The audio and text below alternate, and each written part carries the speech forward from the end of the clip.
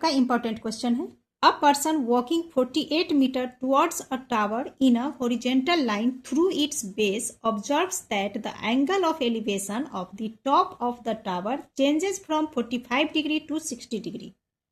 यहाँ पे बोला जा रहा है कोई आदमी जो है कहाँ से, टावर से कुछ डिस्टेंस पे खड़ा है, ठीक है। तो जिस डिस्टेंस पे वो खड़ा है वहाँ पे अभी 45 डिग्री एंगल बन रहा है जब वो टावर की टॉप को देख रहा है।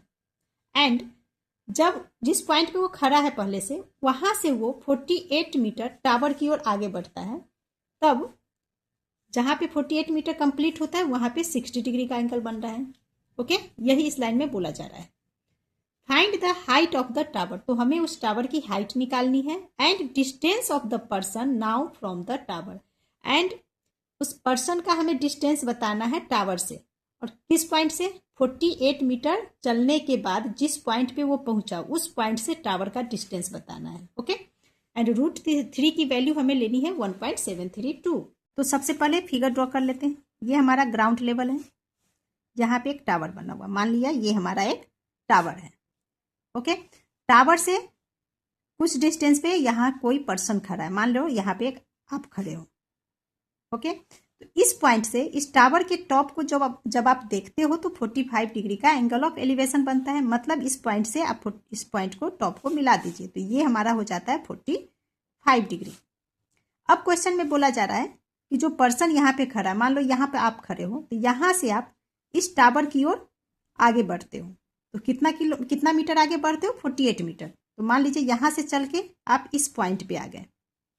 ओके, तो ये डिस्टेंस जो है 48 मीटर का डिस्टेंस है। कितने का डिस्टेंस है, 48 मीटर का।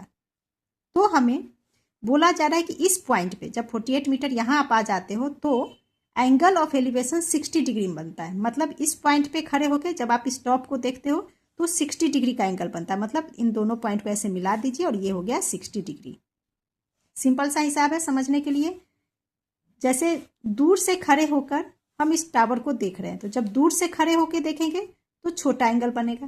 जैसे जैसे आप पास में आते जाओगे और टॉप को देखोगे तो आपका एंगल बड़ा होते जाएगा। सो देखो यहाँ दूर से है तो 45 डिग्री एंगल बन रहा है, पास में आ गया तो 60 डिग्री एंगल बन रहा है। Clear?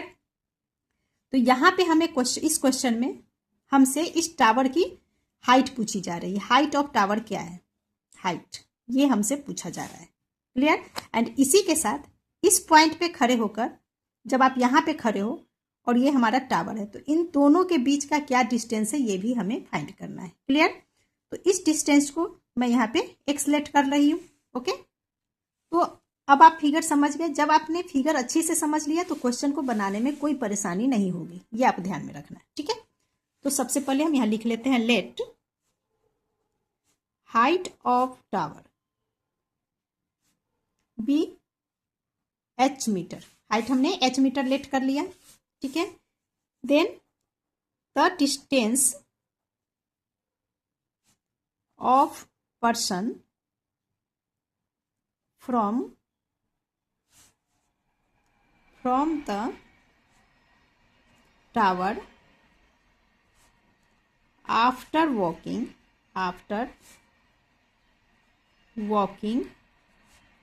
48 metre is equal to x metre. मतलब 48 मीटर टावर की ओर चलने के बाद जो डिस्टेंस बच रहा है वो x मीटर बच रहा है। ये हमने लेट कर लिया।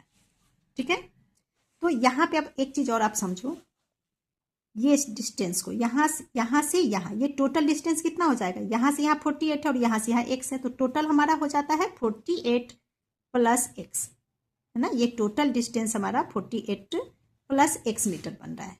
ठीक है, सो हम लिख सकते हैं टोटल डिस्टेंस फ्रॉम स्टार्टिंग ना, स्टार्टिंग से total distance is equal to 48 plus x। अब इस ट्रायंगल में देखिए, ये है एंगल हमारे पास 45 डिग्री एंगल है। ठीक है, तो ये बड़े वाले ट्रायंगल को अभी मैं ले रही हूँ। तो इस बड़े वाले ट्रायंगल में 45 डिग्री और ये साइड, मतलब बड़ा वाला ट्रायंगल हमारा इस तरह से, जैसे ये 45 डिग्री और ये हमारा हो गया 48 प्लस x इस बड़े वाले ट्रायंगल में, और इसे हमने हाइट h लेट किया है। क्लियर? सो यहाँ पे ये परपेंडिकुलर बेस हो गया, तो बेस हमारे पास अभी 48 प्लस x है, तो tan 45 लेकर इसे सॉल्व करेंगे। क्लियर? सो हम लिख लेंगे tan 45 degree is equal to perpendicular, जिसे कि हमने h लेट किया है, अपॉन बेस। बेस हो गया 48 प्लस x। ठीक है। नाउ tan 45 डिग्री की value 1 is equal to h upon 48 plus x। Cross multiply करेंगे तो ये हमारा हो जाएगा h equal to 48 plus x। इसे हम इक्वेशन 1 मानेंगे। ओके। अब दूसरे ट्रायंगल को लेंगे। तो सेकेंड ट्रायंगल हमारा ये वाला पार्ट है। यहाँ पे एंगल 60 डिग्री है, ये परपेंडिकुलर में h ही आएगा एंड बेस में हमारे पास यहाँ x है। ठीक है। तो लिख लेंगे now tan 60 degree equal to perpendicular के लिए h अपॉन में बेस के लिए x। tan 60 डिग्री की वैल्यू लिखेंगे √3 equal to h upon x। अब यहाँ पे भी हम हाइट को इधर स्टॉप करेंगे तो हाइट इक्वल टू हो जाएगा x इंटू √3 इज x√3। इसे हम इक्वेशन 2 मान लेंगे। अब यहाँ पे इक्वेशन 1 देखो, हाइट इक्वल टू आया 48 प्लस x, इक्वेशन 2 में मिला हाइट इक्वल टू x√3। दोनों को इक्वेट करेंगे, दोनों ही हाइट है, that means 48 plus x and x√3 दोनों एक दूसरे के इक्वल हो जाएगा। ठीक है। So after equating from equation 1 and 2 से हमें मिलेगा 48 प्लस x इक्वल टू में ये x प्लस √3। 48 को यहाँ स्टॉप कर लीजिए तो 48 इक्वल टू x√3 और प्लस x इक्वल टू के बाद माइनस x बन जाएगा। अब यहाँ पे हम x को कॉमन लेकर सॉल्व करेंगे तो ये हो जाएगा हमारा 48 equal to x common and in bracket x cancel 1 into √3 is √3, minus का साइन x कैंसिल करेंगे 1 टाइम में, सो 1 हो गया। अब यहाँ पे x को स्टॉप कर लेंगे हम, जिससे कि x की वैल्यू निकल सके। तो ये हमारा हो जाएगा x is equal to, x को स्टॉप करेंगे तो √3 माइनस 1 48 के अपॉन में आ जाएगा। सो ये हो गया 48 अपॉन √3 माइनस 1। अब इसे सॉल्व करने के लिए हम क्या करेंगे, रैशनलाइज करेंगे। तो रैशनलाइज करने पे ये हो जाएगा 48 upon √3 minus 1 into √3 plus 1 upon √3 plus 1। Rationalise करने में डिनोमिनेटर के साइन को चेंज करके यहाँ ऊपर नीचे मल्टीप्लाई करते हैं। ठीक है। अब यहाँ सॉल्व करेंगे तो इसे हम लिख लेते हैं एज इट इज 48 इंटू में √3 प्लस 1 है, सो इन ब्रैकेट √3 प्लस 1 अपॉन में देखो √3 माइनस 1 इंटू √3 प्लस 1। ये हमारा a minus b into a plus b formula पे है एंड ये इक्वल टू होता है a² माइनस b²। ठीक है। यहाँ पे a के लिए √3 हो जाएगा, b के लिए 1 हो जाएगा। तो a के लिए √3 मतलब √3 का स्क्वायर माइनस 1 का स्क्वायर, √3 का स्क्वायर करेंगे तो क्या होगा 3 आएगा, माइनस 1 का स्क्वायर 1, 3 माइनस 1 इज 2। ठीक है। तो इस 2 को मैं यहाँ सीधा आंसर में यहाँ लिख दे रही हूँ। आप चाहो तो पूरी डिटेल में इस तरह से लिख के कर लेना है। ओके। इसे भी ऐसे भी कर सकते हैं। नाउ 2 से इस 48 को कैंसिल कर देंगे तो 2 2 जा 4, 2 4 जा 8, 24 हो गया। तो ये हमें मिल गया